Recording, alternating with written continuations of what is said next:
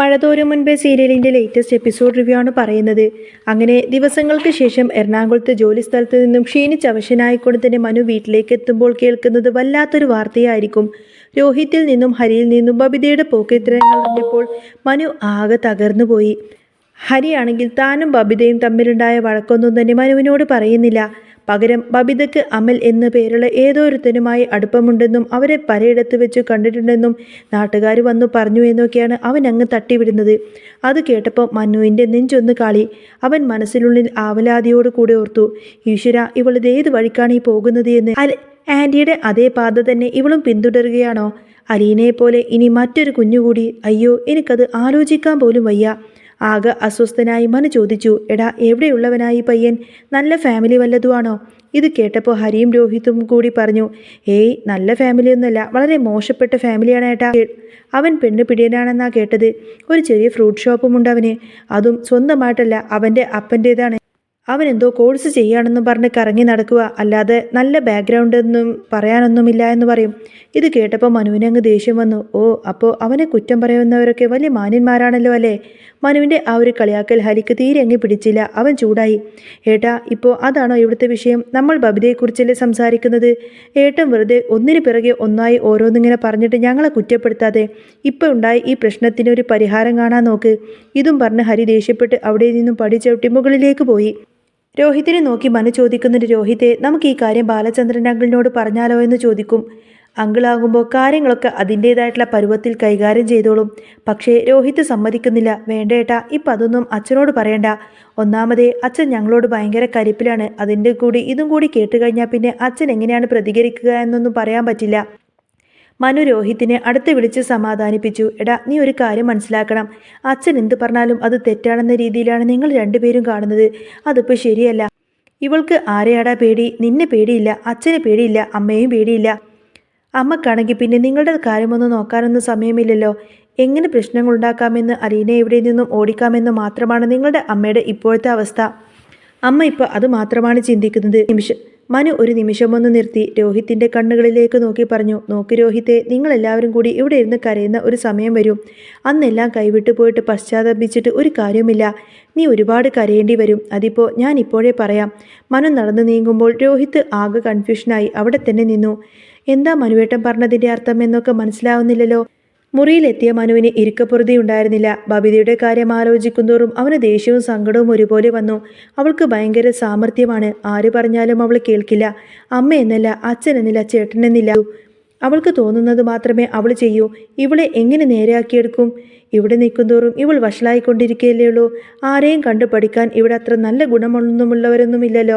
അപ്പോഴാണ് മനുവിന് അലീനയുടെ മുഖം ഓർമ്മ വന്നത്. അലീനയെ ഒന്ന് വിളിച്ചു നോക്കാം, അവൾക്ക് ടെൻഷനാവുമോ?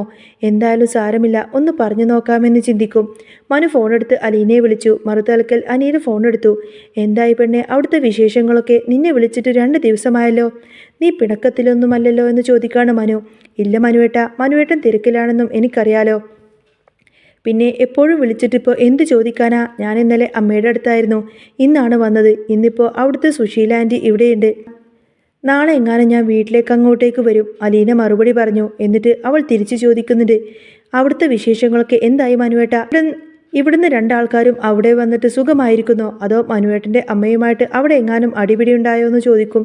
മനു ചിരിച്ചുകൊണ്ട് പറയുന്നുണ്ട്, പോടി, വല്ലാതെ കളിയാക്കല്ലേ പെണ്ണെ. കുറച്ചു നേരം അവർ തമാശ ഇങ്ങനെ പറഞ്ഞ് ചിരിക്കുകയാണ്. പെട്ടെന്ന് മനുവിൻ്റെ ശബ്ദമങ്ങ് ഗൗരവത്തിലായി. അലീന, നമ്മുടെ കുടുംബത്തിൽ ഇനിയും ആൻറ്റിക്ക് സംഭവിച്ചതുപോലെ തന്നെ ഒരു ദുരന്തമുണ്ടാകുമെന്ന് നിനക്ക് തോന്നുന്നുണ്ടോ? അലീന അത് കേട്ടപ്പോൾ ഞെട്ടിപ്പോയി. അവളുടെ മനസ്സിലേക്ക് ഓടി വന്നത് അമ്മയുടെ ആ ഒരു കാർ ആക്സിഡൻ്റാണ്. അങ്ങനെയൊന്നും ഞാൻ ചിന്തിക്കുന്നില്ല മനുവേട്ട. നമുക്ക് അങ്ങനെയൊന്നും താങ്ങാനുള്ള ശക്തിയില്ലല്ലോ. അമ്മയുടെ കാര്യം ആലോചിക്കുമ്പോൾ തന്നെ എനിക്ക് വല്ലാത്ത വിഷമമാണ്. രാവിലെ ജോലിക്ക് പോകുന്നു, വൈകുന്നേരം തിരിച്ചു വരുന്നു. എത്ര ചുറുചുറുക്കോടെ നടന്ന ആളാണ്. ഇപ്പോൾ ഒരു ബെഡിലിങ്ങനെ അനങ്ങാതെ കിടക്കുകയാണ്. അയ്യോ, ഞാൻ അതല്ല ഉദ്ദേശിച്ചത്, മനു ഇടയ്ക്ക് കയറി പറഞ്ഞു. അത് ആർക്ക് വേണമെങ്കിലും സംഭവിക്കാലോ. നാളെ എനിക്കും ഒരു പക്ഷേ സംഭവിച്ചേക്കാം. അയ്യോ മനുവേട്ട, അങ്ങനെയൊന്നും പറയലേ. എനിക്ക് കേൾക്കുന്നത് പോലും പേടിയാണ്. ഉറങ്ങാൻ കിടന്നാൽ പിന്നെ അതെയൊക്കെ തന്നെയാണ് എൻ്റെ ചിന്ത. അലീന സങ്കടത്തോടെ പറഞ്ഞു. ശരി ശരി, ഞാനൊന്നും പറയാനല്ല വിളിച്ചത്. നീ ചോദിച്ചില്ലേ ഇവിടെ വന്നവരുടെ വിശേഷമൊക്കെ? അതിനെക്കുറിച്ച് പറയാനാ ഞാൻ ഈ രാത്രി നിന്നെ വിളിച്ചത്. അതെന്താ മനുവേട്ട, എന്താ കാര്യമെന്ന് അലീനയുടെ ശബ്ദം ആകാംക്ഷ നിറഞ്ഞു. അത് പിന്നെ അലീന, നമ്മുടെ ബബിതയുണ്ടല്ലോ, ഞാൻ പറയുന്നത് കേട്ടിട്ട് നീ വല്ലാതെ ടെൻഷനാവരുത്. മനു ആമുഖമിട്ടു. ഇല്ല മനുവേട്ടാ, എന്താ എന്താ ബബിതയ്ക്ക് പറ്റിയേ? ബബിതയ്ക്ക് ഒരു പയ്യനുമായിട്ട് റിലേഷൻഷിപ്പ് ഉണ്ട്. അത് ഇവിടുത്തെ ആരോഗ്യം റിലേഷനൊക്കെ സാധാരണ എന്ന് വെക്കാം. എന്നാലും അലീന, അവർ തമ്മിൽ. മനു വാക്കുകൾ കിട്ടാതെ വിഷമിച്ചു.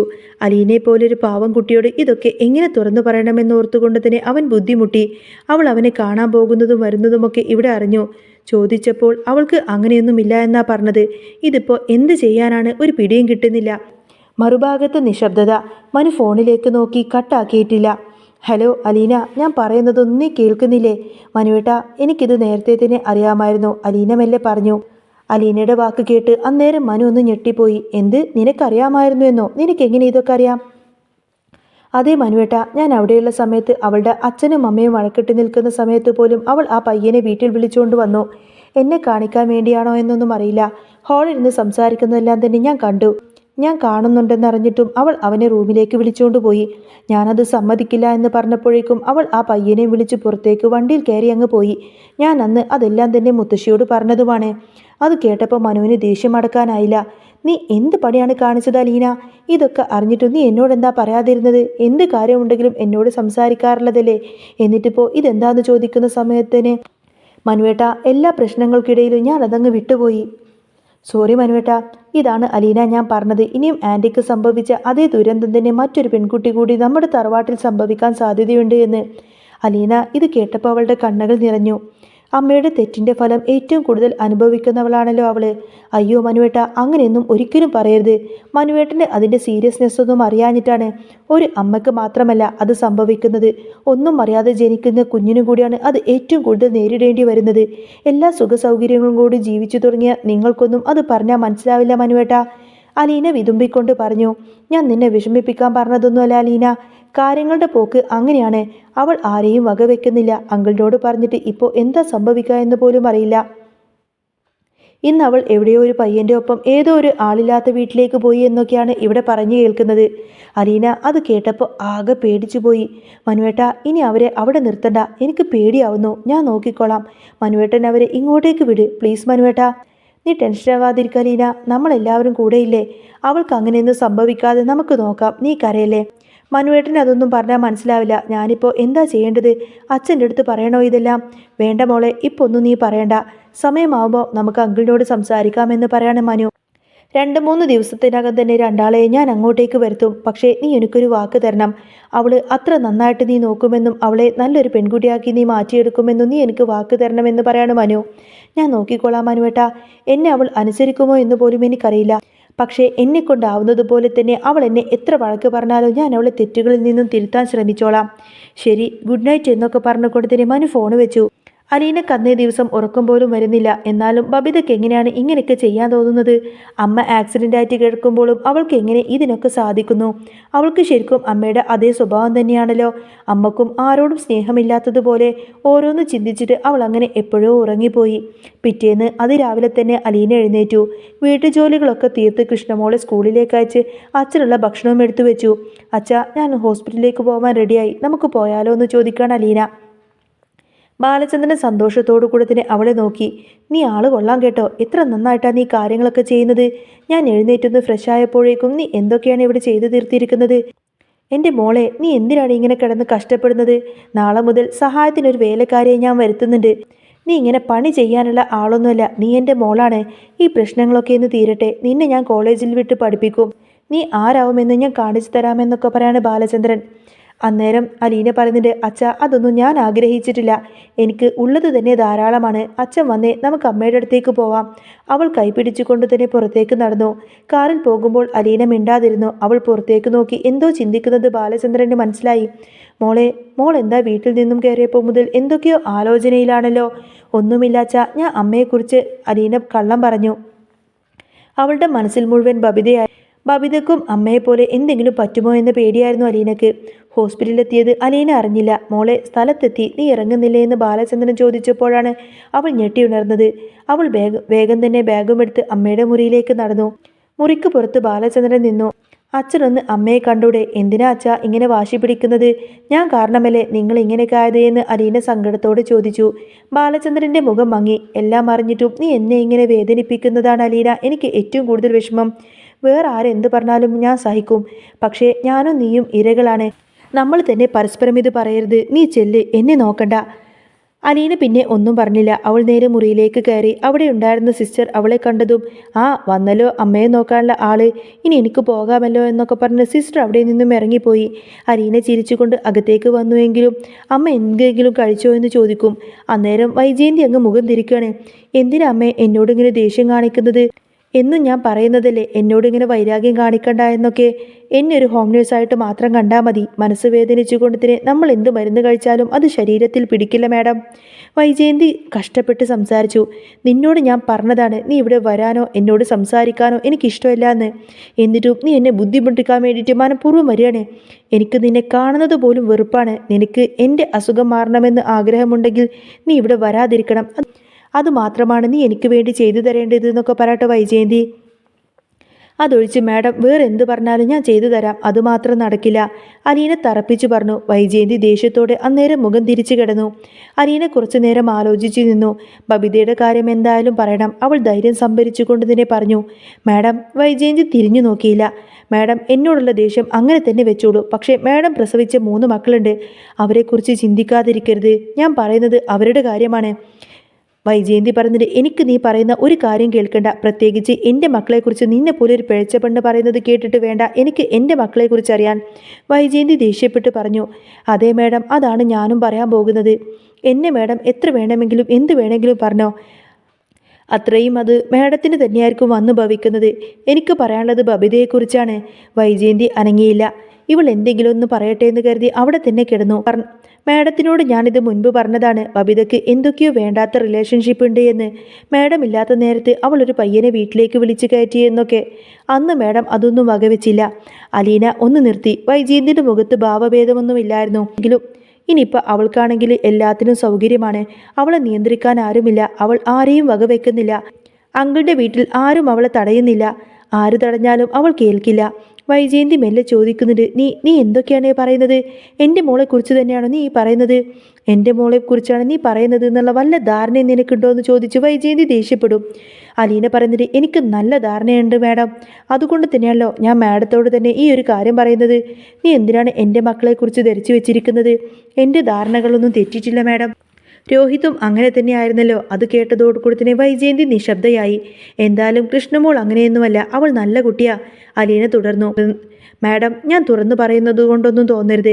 കഴിഞ്ഞ ദിവസം അവൾ എവിടെയോ ഒരു പയ്യൻ്റെ ഒപ്പം കറങ്ങാൻ പോയി. ഏതോ ഒരു വീട്ടിൽ കയറി കുറേയധികം സമയങ്ങൾക്ക് ശേഷമാണ് അവൾ തിരിച്ചിറങ്ങി വന്നത്. അതൊക്കെ രോഹിത്തും ഹരിയും കണ്ടുപിടിച്ചു മനുവേട്ടനോട് ഇതൊക്കെ പറഞ്ഞതാണ്. വൈജയന്തിയുടെ ഉള്ളിൽ തീ കോരിയിട്ട പോലെയായിരുന്നു. എല്ലാവരും എല്ലാം അറിഞ്ഞിട്ടും താൻ മാത്രം ഒന്നും അറിഞ്ഞില്ലല്ലോ. ദേഷ്യവും സങ്കടവും കൊണ്ട് തന്നെ അവൾ അലറി വിളിച്ചു. ഇറങ്ങിപ്പോടി എവിടെ നിന്ന്. മാഡം ഒച്ചയെടുക്കല്ലേ, പ്രശ്നമുണ്ടാക്കല്ലേ. അലീന പേടിച്ചുപോയി. അവൾ ഓടിച്ചെന്ന് ഡോക്ടറെ വിളിച്ചു. ഡോക്ടർ വന്ന് നോക്കി. കുഴപ്പമൊന്നുമില്ലെന്ന് പറഞ്ഞിട്ട് ഡോക്ടർ പോയി. എങ്കിലും അലീന വിട്ടുകൊടുത്തില്ല. മാഡം, ഞാൻ പറയുന്നതൊന്ന് കേൾക്ക്. മാഡത്തിന് മാത്രമേ ബബിതയെ ഇനി തിരുത്താൻ പറ്റുള്ളൂ. മാഡം ഒരു അമ്മയല്ലേ. ആ സ്ഥാനത്ത് നിന്ന് ചിന്തിച്ചിട്ട് അവളെ വിളിച്ചിട്ടൊന്ന് ചോദിക്ക്. എന്നോട് തോന്നുന്ന വാശിയുടെ പുറത്ത് മാഡം ഇത് തിരുത്താൻ തയ്യാറായില്ല എങ്കിൽ നാളെ മാഡവും ഈ കുടുംബവും ഒരുപാടധികം ദുഃഖിക്കേണ്ടി വരും. അതൊക്കെ എത്രത്തോളം ബുദ്ധിമുട്ടാക്കുമെന്ന് മാഡത്തിന് നന്നായി അറിയാമല്ലോ. അത് മാത്രമൊന്ന് ചിന്തിച്ചാൽ മതി. അലീന വേഗം ബാത്റൂമിലേക്ക് അങ്ങ് കയറിപ്പോയി. വൈജയന്തി അതിനെപ്പറ്റി ഇങ്ങനെ കിടന്നാലോചിക്കാണ്. അലീന പറഞ്ഞതിലും കാര്യമുണ്ട്. അവൾ ഫോൺ എടുത്തിട്ട് നേരെ ബബിതയെ വിളിച്ചു. നീ ഇപ്പം എവിടെയാ? വൈജയന്തി കടുപ്പത്തിൽ ചോദിച്ചു. അന്നേരം ബബിത ഒന്ന് പതറിപ്പോയി. ഞാൻ ഇവിടെ തന്നെ ഉണ്ടമ്മേ. അതാണ് ചോദിച്ചത് എവിടെയാണെന്ന്. ഞാൻ അങ്കിളുടെ വീട്ടിലുണ്ട്. നീ എന്താ കോളേജിലേക്കൊന്നും പോവാത്തത്? അത് പിന്നെ എനിക്കൊരു ചെറിയ തലവേദന പോലെ തോന്നി, അതുകൊണ്ടായെന്ന് പറയും. എനിക്ക് നിന്നെ ഒന്ന് കാണണം. നീ എൻ്റെ അടുത്തേക്കൊന്ന് വരാമോ? അമ്മേ, ഞാൻ തലവേദന എടുത്തിട്ട് കിടക്കുക എന്ന് പറയുന്ന സമയത്തിന് അതൊന്നും കുഴപ്പമില്ല. ഞാനുള്ളത് ഹോസ്പിറ്റലിലാണല്ലോ. നിനക്ക് എവിടെ വന്നാലും ഡോക്ടറെ കാണാമല്ലോ. നിനക്ക് അത്രയ്ക്ക് തലവേദനയുണ്ടെങ്കിൽ ഒരു ടാക്സി വിളിച്ചിട്ട് നീ ഇങ്ങോട്ടേക്ക് വാ. നമുക്ക് എന്തായാലും നേരിട്ട് സംസാരിക്കാമെന്നൊക്കെ പറഞ്ഞിട്ട് വൈജയന്തി ഫോൺ വെക്കാണ്. ബാത്റൂമിൽ നിന്നും അലീന ഇതെല്ലാം തന്നെ കേൾക്കുന്നുണ്ടായിരുന്നു. അവൾക്ക് ഒരാശ്വാസം തോന്നി. തൻ്റെ വാക്കുകൾക്ക് മാഡം വില കൊടുത്തില്ലല്ലോ. ഹോസ്പിറ്റലിലേക്ക് വരുന്ന ബബിതയെ മാത്രമല്ല രോഹിത്തും കൂടിയായിരിക്കും. ബബിത ഹോസ്പിറ്റലിലേക്ക് വരുന്നതും കാത്ത് വൈജയന്തി അവിടെ കണ്ണും നട്ട് കിടക്കാണ്. ബാത്റൂമിൽ നിന്നും ഇറങ്ങി വന്ന അലീന വൈജയന്തിയുടെ മുഖത്തേക്ക് നോക്കാൻ പോലും മടിച്ചു. ആ മുഖത്ത് വലിയ പൊട്ടിത്തെറിക്കുള്ള കോപ്പ് കൂട്ടുന്നത് പോലെ ഒരു ഭാവം. മുറിയിലെ നിശബ്ദതയ്ക്ക് വല്ലാത്തൊരു ഭാരമുണ്ടായിരുന്നു. AC-യുടെ നേർത്ത മൂളൽ മാത്രം. അലീന പതിയെ ജനലിനരികിലേക്ക് മാറി നിന്നു. അല്പസമയത്തിനുള്ളിൽ തന്നെ വാതിൽ തുറക്കുന്ന ശബ്ദം കേട്ടു. ആദ്യം കയറി വന്നത് രോഹിതാണ്. തൊട്ടു പിന്നാലെ മുഖത്ത് വല്ലാത്തൊരു ജാള്യതയും ഒപ്പം ഒരു തരം ഭയവും ഒളിപ്പിച്ചുകൊണ്ട് തന്നെ ബബിതയും അകത്തേക്ക് കയറി വന്നു. അമ്മയുടെ നോട്ടം നേരിടാൻ കഴിയാതെ അവൾ ഒന്ന് പരിങ്ങി. അലീന അവിടെ കണ്ടതും ബബിതയുടെ മുഖം കറുത്തു. അവൾ അലീനയെ നോക്കി പല്ലിറുമ്പുന്നതെല്ലാം തന്നെ വൈജി ശ്രദ്ധിക്കുന്നുണ്ടായിരുന്നു. അമ്മേ, ബബിത വിളിച്ചു. ശബ്ദത്തിന് തീരെ ബലമുണ്ടായിരുന്നില്ല. വൈജയന്തി മറുപടിയൊന്നും പറഞ്ഞില്ല. കുറച്ചു നേരം അവളെ തന്നെ ഉറ്റുനോക്കി. ആ നോട്ടത്തിൻ്റെ ചൂട് താങ്ങാനാവാതെ രോഹിത് പതുക്കെ തല താഴ്ത്തി നിന്നു. നിനക്ക് തലവേദനയാണെന്ന് പറഞ്ഞിട്ട് കുറവുണ്ടോ? വൈജയന്തിയുടെ ചോദ്യത്തിൽ പരിഹാസമുണ്ടോ എന്ന് ബബിതയ്ക്ക് സംശയം. അത് ഇപ്പോൾ കുഴപ്പമില്ലാമേ. അമ്മ എന്തിനാ പെട്ടെന്ന് വരാൻ പറഞ്ഞത്? അച്ഛനും ഹരിയേട്ടനും അവിടെയുണ്ട്. അവരോടൊന്നും പറയാതെ ഞാൻ ഇങ്ങോട്ടേക്ക് ഇറങ്ങി വന്നത് എന്ന് ബബിത വിഷയം മാറ്റാൻ ശ്രമിച്ചു. അവരോട് പറയാതെ ഇറങ്ങാൻ നിനക്ക് പണ്ടേ മിടുക്കാണല്ലോ. അതുകൊണ്ട് അത് ഞാൻ കാര്യമാക്കുന്നില്ല. വൈജയന്തിയുടെ ആ ഒരു മറുപടി കേട്ടതോടുകൂടി തന്നെ ബബിത ഒന്ന് ഞെട്ടി. രോഹിത് അമ്മയുടെ മുഖത്തേക്ക് നോക്കി. നീ ഇങ്ങോട്ടേക്ക് മാറി നിൽക്ക്. വൈജയന്തി കൈകൊണ്ട് ബബിതയെ ബെഡ് സൈഡിൻ്റെ അകത്തേക്ക് വിളിപ്പിച്ചു. അവൾ മടിച്ച് അങ്ങോട്ടേക്ക് ചെന്നു. നീ ഇന്നലെ എവിടെയായിരുന്നു? വൈജയന്തിയുടെ ചോദ്യം ഒരു കൂരമ്പ് പോലെയാണ് വന്നത്. ഞാൻ അങ്കിളിൻ്റെ വീട്ടിൽ, ബബിത വിക്കിക്കൊണ്ട് പറഞ്ഞു. നുണ പറയരുത്, വൈജയന്തി അലറി. ആ അലർച്ചയിൽ അവളുടെ ശരീരമാകെ ഒന്ന് വിറച്ചു. എൻ്റെ നട്ടലിന് മാത്രമേ ക്ഷതമേറ്റിട്ടുള്ളൂ. എൻ്റെ തലച്ചോറിന് കുഴപ്പമൊന്നുമില്ല. നീ എവിടെയായിരുന്നു എന്ന് എനിക്ക് കൃത്യമായിട്ടറിയാം. ഏതാടി ആ ചെക്കൻ? ബബിതയുടെ മുഖം വിളറി വെളുത്തു. അവൾ വേഗത്തിൽ അലീനയുടെ നേരെ തിരിഞ്ഞു. നീയാണല്ലേടി? നീ എന്ത് കണ്ടിട്ടാടി എൻ്റെ അമ്മയോട് ഇല്ലാത്ത കഥകളൊക്കെ ഇങ്ങനെ പറഞ്ഞു കൊടുത്തിരിക്കുന്നത്? നിനക്ക് സമാധാനമായോടി കുത്തിത്തിരിപ്പുണ്ടാക്കിയിട്ട്? അവൾ അലീനയുടെ നേരെ കൈ ഓങ്ങിയതും നിർത്തടി അവിടെ എന്നൊക്കെ പറഞ്ഞു വൈജയന്തിൻ്റെ ശബ്ദം മുറിയിലങ്ങ് മുഴങ്ങി. അവളെ പറയാൻ നിനക്ക് യാതൊരുവിധ അർഹതയുമില്ല. അവൾ പറഞ്ഞതുകൊണ്ട് മാത്രമാണ് ഇപ്പോൾ ഇങ്ങനെയെങ്കിലും എനിക്ക് നിന്നോട് ചോദിക്കാൻ പറ്റിയത്. അല്ലെങ്കിൽ നീയും ആ കുഴിയിലേക്ക് വീണതിന് ശേഷം മാത്രമേ ഞാൻ അറിയുമായിരുന്നുള്ളൂ. അലീന പറഞ്ഞത് കള്ളമാണെങ്കിൽ മനുവും ഹരിയും രോഹിത്തും പറയുന്നതൊക്കെ കള്ളമാണോ? നിന്റെ കൂടെ വന്ന ഇവനോട് നീ ചോദിക്കുക. രോഹിത്തെ, സത്യം പറയടാ. വൈജയന്തി രോഹിത്തിന് നേരെ തിരിഞ്ഞു. രോഹിത് അന്നേരം ആകെ വിയർത്തു. അമ്മേ, അത് പിന്നെ അവൾ ആ പയ്യനെ കാണാൻ പോയിരുന്നു. ഞങ്ങൾ വിലക്കിയതാ അമ്മേ. അവൾ കേൾക്കുന്നില്ല. ബബിത രോഹിത്തിനെ അങ്ങ് തുറച്ചു നോക്കി. അവളുടെ കള്ളത്തരങ്ങളെല്ലാം തന്നെ പൊളിഞ്ഞതിൻ്റെ ദേഷ്യവും നാണക്കേടും കൊണ്ട് തന്നെ അവൾ വിറച്ചു നിന്നു. ആരും കണ്ടോടി, സ്വന്തം ആങ്ങളെ പോലും നിന്നെ തള്ളിപ്പറയുന്നൊരവസ്ഥയായി. എന്തിനാടി നീ ഇങ്ങനെ നടക്കുന്നത്? നിനക്കിത് എന്തിൻ്റെ കുറവാണ് ഇവിടെയുള്ളത്? പഠിക്കാനാണെന്നും പറഞ്ഞിട്ട് ആ പയ്യൻ്റെ കൂടെ കറങ്ങി നടക്കുമ്പോൾ നീ ഓർത്തോ ഈ കിടക്കുന്ന ഈ അമ്മയുടെ അവസ്ഥ?